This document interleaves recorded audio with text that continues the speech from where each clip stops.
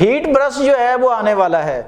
Heat burst میرے لیے اور آپ کے لیے کتنا خطرناک ثابت ہو سکتا ہے یہ میں اور آپ سوچ بھی نہیں سکتے کہ ایک دن ہم سوئے ہوئے ہوں اور رات کا دن اور یہ دنیا اچانک تندور بن جائے.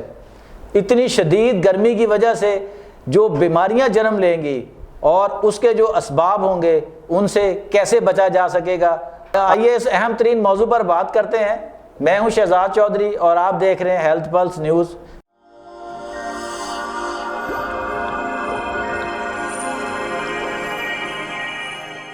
میرے ساتھ ہیں ڈاکٹر ادریس خان جو نیچرل میڈیسن اسپیشلسٹ ہیں.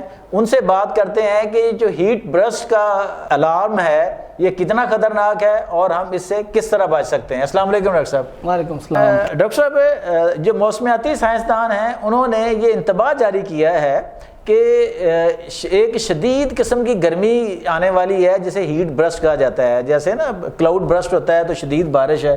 وہ کہتے ہیں جی کہ اچانک سے گرمی کی شدید ترین لہر اٹھے گی.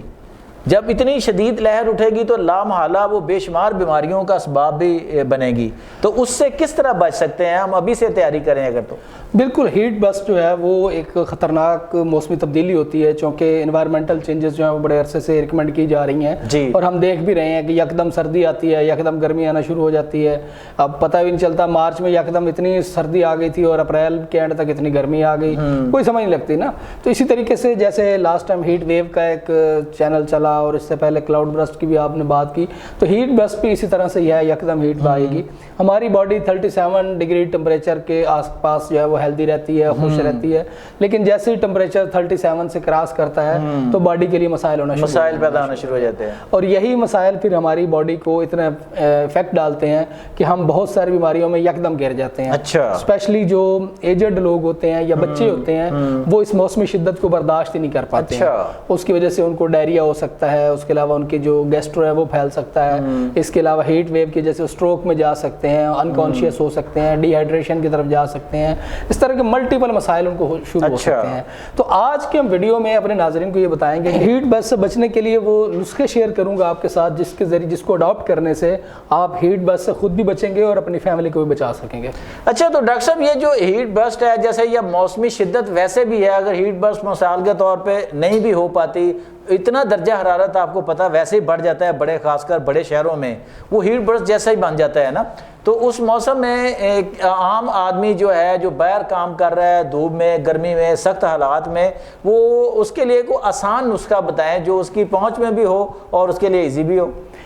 سب سے پہلی بات تو یہ ہے کہ آپ نے اپنی باڈی کو ہائیڈریٹ رکھنا ہے. ہائیڈریٹ رکھنے کے لیے ہمارے پاس طب یونانی میں بہت ساری ایسی چیزیں ہیں جو آپ کی باڈی کو ری ہائیڈریٹ کرتی ہیں without any medicine. For example ایسی چیزیں ہیں جو اپنے اندر پانی کو سوک کر لیتی ہیں اور ضرورت پڑنے کے ساتھ ایسا ایسا سلو ریلیز کے ساتھ باڈی کو ہائیڈریٹ کرتی ہیں, جس میں سب سے اہم چیز جو ہے وہ تو ہم بلنگو ہے, چیا سیڈز ہیں, اسپغول ہے اور گوند کتیرا ہے. یہ 4 ایسی چیزیں ہیں جو آپ کے گھروں میں عام طور پہ موجود بھی ہوتی ہیں, بالکل ہر جگہ سے مل جاتی ہیں.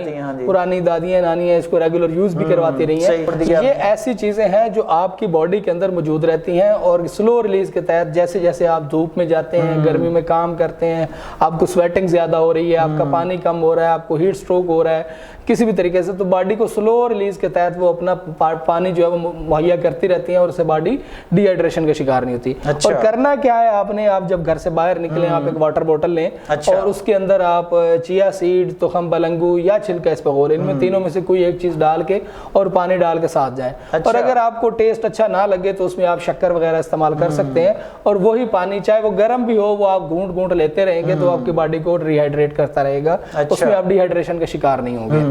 اس کے علاوہ اگر آپ ڈائٹ میں اپنی کوئی چیز بنانا چاہ رہے ہیں اور اس کو ریگولر کرنا چاہ رہے ہیں تو سب سے پہلے کھیرا, تربوز اور خربوزہ, یہ 3 پھل ایسے ہیں جو اللہ نے بھیجے ہی صرف گرمیوں میں ہیں اور اسی لیے بھیجے ہیں کہ تاکہ ہم ڈی ہائیڈریشن کا شکار نہ ہو.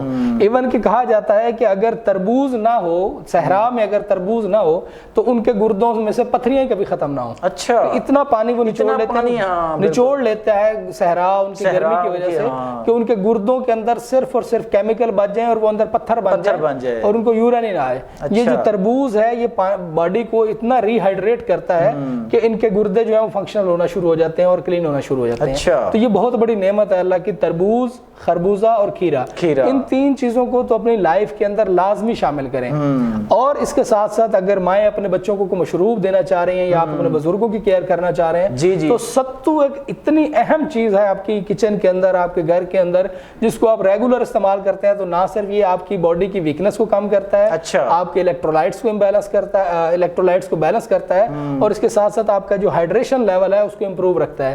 آپ کی سکن بھی فریش رہتی ہے, آپ کی باڈی بھی فریش رہتی ہے, اور آپ کو جو گرمی کے اندر نڈھال ہونے کی کیفیت ہوتی ہے اس سے بچا دیتا ہے. اچھا ڈاکٹر صاحب, جیسے یہ ہیٹ برسٹ ہو یا موسم کی انتہائی شدت ہو تو اس سے گیسٹرو کے بے شمار مسائل بھی پیدا ہو جاتے ہیں, تو اس سے بچنے کے لیے بھی کوئی نسخہ شیئر کرتے جائیں ناظرین کے ساتھ؟ جی بالکل, جیسے ہی یہ گرمی زیادہ ہوتی ہے تو اس میں مکھی مچھر بھی زیادہ ہوتا ہے, اور اس وجہ سے انفیکٹڈ گیسٹرو بھی ہوتا ہے, اور پھر کچھ ڈائٹ بھی ایسی ہوتی ہے, ہیٹ بھی جب گرمی میں میدے انتڑیوں میں بھی جب ہیٹ بڑھتی ہے تو اس سے بھی ڈائریا کا ہونے کا شکار ہوتا ہے. اس میں ایک تو میں نے ٹھنڈے مشروبات اور ٹھنڈے فوڈز جو میں نے پہلے ہی بتا دیا کہ اگر آپ وہ اڈاپٹ کرتے ہیں تو اس سے بھی آپ گیسٹرو سے بچ سکتے ہیں. لیکن اگر آپ گیسٹرو کا شکار ہو چکے ہیں تو اس کے لیے ایک زبردست قسم کا نسخہ جو میری نانی میں خود بنا کے دیا کرتی تھی, وہ یہ ہوتا تھا کہ آپ انار دانہ لیں اور اس کو پانی میں اچھی طرح بوائل کرنے کے بعد اس میں 1 چمچ شہد اور 1 چمچ لیمو ڈال لیں. مطلب 1 گلاس پانی میں 2 چمچ انار دانہ ڈال کے اس کو اچھی طرح بوائل کریں. جب وہ اچھی طرح بوائل ہو جائے تو اس کو فلٹر کر کے اس میں 1 چمچ شہد اور 1 چمچ جو ہے وہ لیمو کا رس ڈال کے تو وہ ہر 3 گھنٹے بعد 1 پیالی پلائیں تو فوری طور پہ گیسٹرو جو ہے وہ ٹھیک ہو جاتا ہے, اور بلکہ جو گیسٹرو کی وجہ سے باڈی میں ویکنس آئی ہوتی ہے وہ بھی ریکور ہو جاتی ہے. اچھا, یہ بڑا ایک سستا سا اور ازمودہ سا نسخہ ہے.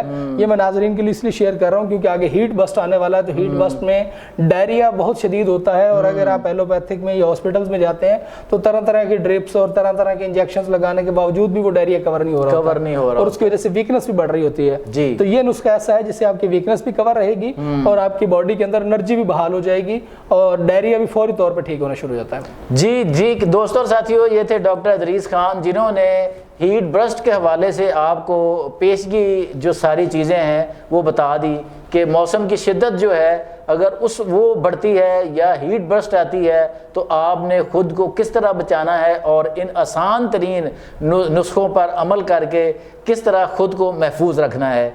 امید ہے کہ آپ اس ویڈیو سے بہت کچھ سیکھیں گے اور پھر اس پر عمل بھی کریں گے تاکہ آپ آنے والے موسم کی شدت سے محفوظ رہ کر بیماریوں سے بچ سکیں. آج تک کے لیے اتنا ہی. مجھے اور ڈاکٹر ادریس خان کو اجازت دیجیے. اللہ نگہبان.